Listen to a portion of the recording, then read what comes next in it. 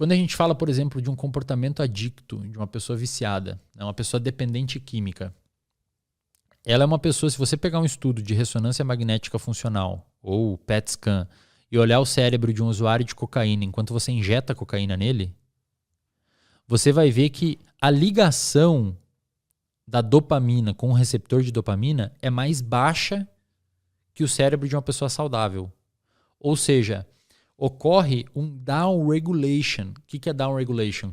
De tanto você bombardear o sistema com dopamina, devido ao uso da droga, ocorre uma adaptação para baixo do seu sistema. Então o seu basal de dopamina fica mais baixo.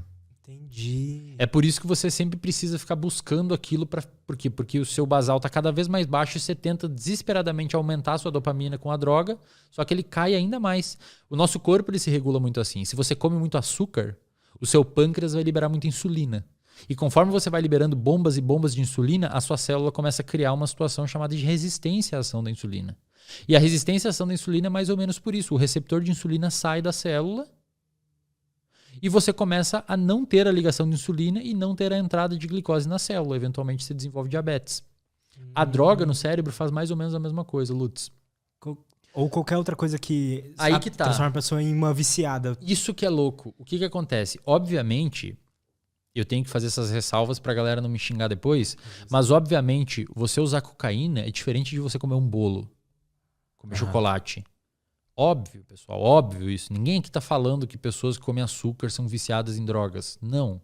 Mas o açúcar, a gordura, a pornografia, comportamentos de uma maneira geral são, sim, liberadores de dopamina. Não num pico tão grande quanto uma droga, por exemplo, uma anfetamina, uma cocaína, alguma coisa nesse sentido. Mas ainda assim, jogos de uma maneira geral, cassino, videogame, etc., às vezes interação social em excesso, quando você desesperadamente procura por aprovação social, comidas hipercalóricas. Existem alguns comportamentos que naturalmente vão aumentando os seus picos de dopamina. E o segredo é assim, imagina que o seu sistema dopaminérgico ele tem dois tipos de liberação. Tá? Ele tem uma liberação tônica. O que é uma liberação tônica? Os seus neurônios dopaminérgicos, a gente tem relativamente pouco neurônio no cérebro que produz dopamina. É uma das menores vias de todas. A gente tem 5 vias descritas dopaminérgicas no cérebro, uma sexta que ainda estão descrevendo os neuroanatomistas e neurofisiologistas, mas tem 5 vias bem descritas. 3 dessas vias são particularmente importantes para o comportamento de motivação, vício, etc. Que é a via mesocortical, aquela câmera ali que tá pegando, né? A via mesocortical, ela vem mais ou menos da sua orelha, lá do centro do seu cérebro, no meio dele, do miolo dele, da sua orelha, até o seu córtex pré-frontal, atrás da sua testa. Tem a via mesolímbica, que iria, digamos, da orelha, do meio da orelha ali, até mais o meio do cérebro. E tem a via nigroestriatal, que é uma via que também vai ali do meio da orelha. Todas elas saem do mesmo lugar, né? Da área tegmentar ventral, ali naquela região do tronco encefálico. Que vai da área tegmentar, da substância nigra até o estriado. Essa via nigroestriatal, por exemplo, é uma via que tem morte de neurônios de dopamina em pessoas com Parkinson, que resulta em tremores motores. Ou seja, a dopamina, além de te dar motivação subjetiva de querer, tipo, agora eu tô com sede, porque eu almocei há pouco, etc, eu tô com sede. Então a dopamina me leva a sentir a vontade de tomar essa água e ela também permite o meu movimento físico para pegar, porque motivação e movimento tem muito a ver as duas coisas. Você geralmente, quando está motivado por alguma coisa, envolve um movimento físico. Isso tudo que faz a dopamina. E a gente tem relativamente poucos neurônios dopaminérgicos no cérebro. As outras vias são muito maiores. E ainda assim, olha o tanto que ela faz, cara. O poder que tem. É muito foda. Essas vias, a gente tem então uma liberação tônica de dopamina. O que é? Os seus neurônios dopaminérgicos ficam... A liberação tônica é assim, você fica tuf, tuf, tuf, tuf, como se fosse um coração batendo. Sempre liberando dopamina. Cronicamente, você sempre está liberando. O dia inteiro. O dia inteiro. E isso muda de pessoa para pessoa. É por isso que tem pessoas naturalmente um pouquinho mais alegres animadas, etc. E tem pessoas naturalmente um pouquinho mais deprimidas. Por quê? Provavelmente porque essa liberação tônica de dopamina, principalmente na via mesolímbica, provavelmente diminuída nessas pessoas que estão um pouquinho abaixo do normal de humor e aumentada nas pessoas que estão um pouquinho acima. Entendi. E na via mesocortical, que é a que vem para o córtex pré-frontal, essa liberação tônica, quando está deficitária, pode resultar em alguns transtornos. Por exemplo, TDAH. Por quê? Porque o córtex pré-frontal ele é envolvido com as nossas funções executivas, como atenção, memória de trabalho. Por exemplo, para você prestar atenção em mim agora e sustentar a atenção nessa conversa, você está usando seu córtex pré-frontal. Muito. E se você não tem dopamina nessa região, dificulta o trabalho dele. Tanto é que quando você pega um paciente com TDAH que toma, por exemplo, Venvanse, Ritalina, o mecanismo de ação dessas drogas é aumentar o disparo tônico de dopamina no córtex pré-frontal. Tá? Só que qual que é o problema? Esse disparo tônico, isso, presta atenção aqui, galera, isso aqui é muito importante. Esse disparo tônico dopaminérgico, tipo coração, buf, buf, buf, ele mantém um nível basal de dopamina no seu cérebro o dia todo. Sim. Só que tem os disparos fásicos de dopamina.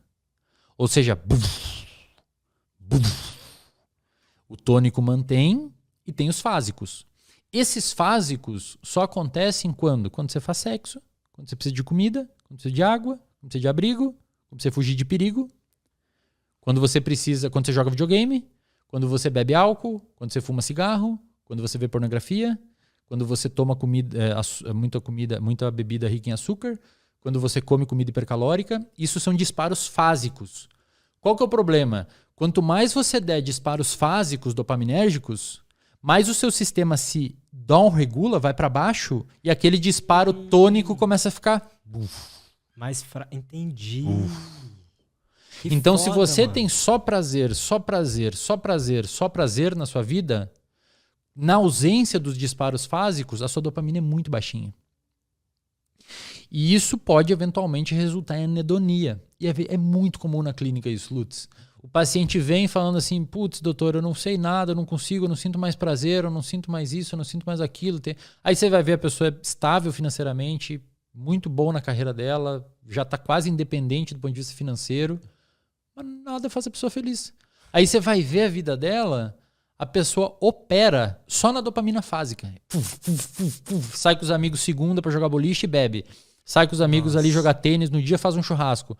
A pessoa ela não vive, prazer, ela não vive o difícil um pouco. Ela não dá um sossego pro sistema dopaminérgico. Aí quando você tira isso dela, é quase como se uma pessoa que usa droga. Fica, obviamente não no jeito que uma pessoa que usa droga, mas ela fica anedônica.